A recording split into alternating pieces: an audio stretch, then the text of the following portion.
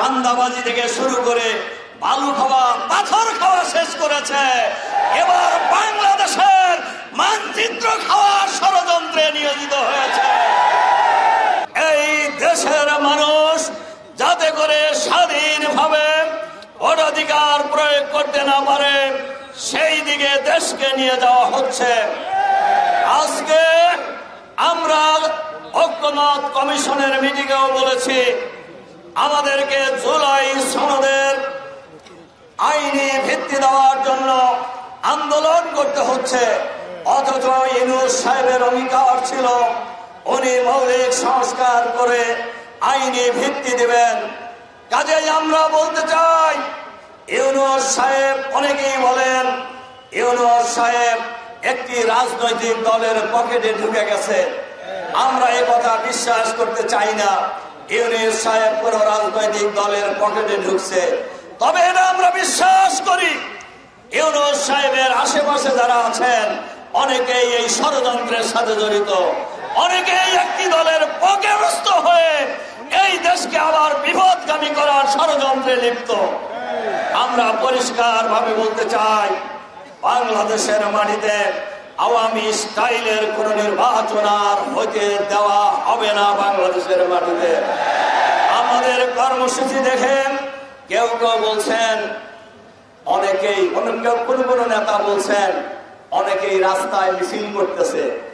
আমি সেই বন্ধুদেরকে বলতে চাই, আপনি তো ছিলেন বিদেশে, আরাম আয়েশে, বাংলো বাড়িতে, কাজে এটা গোটা দুনিয়ার মানুষই জানে, গোটা দুনিয়ার মানুষ এটাও জানে রাজপথে লড়াই সংগ্রামের মধ্য দিয়ে, জীবন দেওয়ার মধ্য দিয়ে আমরা ফ্যাসিবাদী সরকারকে বিদায় করেছি। আগামী দিনে আমরা এই দাবি আদায়ের মধ্য দিয়ে বিশ্বের সারা নির্বাচনের পরিবেশ আমরা নিশ্চিত করব ইনশাআল্লাহ। কাজেই আন্দোলন সংগ্রামের মধ্য দিয়ে এই দেশ স্বাধীন হয়েছে, আন্দোলন সংগ্রামের মধ্য দিয়ে জুলাই বিপ্লব হয়েছে, আন্দোলন সংগ্রামের মধ্য দিয়ে 5 দফা আমরা আদায় করে ছাড়ব ইনশাআল্লাহ। বাংলাদেশ জামাত ইসলামী একটি নির্বাচনমুখী দল। আমাদের দাবি শুধু নয়, ইউনূস সাহেব যে অঙ্গীকার করেছেন ওই অঙ্গীকার পরিপূর্ণ করুন। জামাত নির্বাচনের জন্য সম্পূর্ণ প্রস্তুত। জামাত নির্বাচন থেকে পিছপা হওয়ার দল নয়। কাজেই এই কথা বলে জনগণকে আর বিভ্রান্ত করা যাবে না। এই যে এত কথা কেন বলতেছে তারা? এই বাংলাদেশ 56,000 বর্গ মাইলের এই বাংলাদেশ, দেশ স্বাধীনতা লাভের পরে এই বাংলাদেশ 3টি দল শাসন করেছে। একটি দল এই ফ্যাসিবাদী দল, যে দলের বিরুদ্ধে আমরা আন্দোলন করেছি, এ ব্যাপারে আর বেশি বলার দরকার নাই। আরেকটি দল অতিরিক্ত দালালি করার কারণে নিজেরাই বিলুপ্ত হয়ে গেছে রাজনীতি থেকে।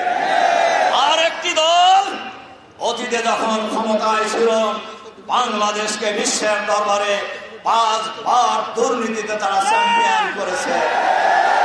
আর এর ধারাবাহিকতা 5ই আগস্টের পর থেকে চাঁদাবাজি থেকে শুরু করে বালু খাওয়া পাথর খাওয়া শেষ করেছে। এবার বাংলাদেশের মানচিত্র খাওয়ার ষড়যন্ত্রে নিয়োজিত হয়েছে। বাংলাদেশের মানুষ ইতিমধ্যে আর একটা কথা আমি বলি বক্তৃতায়, 5ই আগস্টের পর ওই দল নিজেদেরকে বাংলাদেশের মালিক বনে গেছিল, কিন্তু বাংলাদেশের মানুষ যে আগের জায়গায় নাই এটা টের পায় না। দেখেন না তারা কিরকম ভাব দেখায় যে ক্ষমতা মনে চলে গেছে।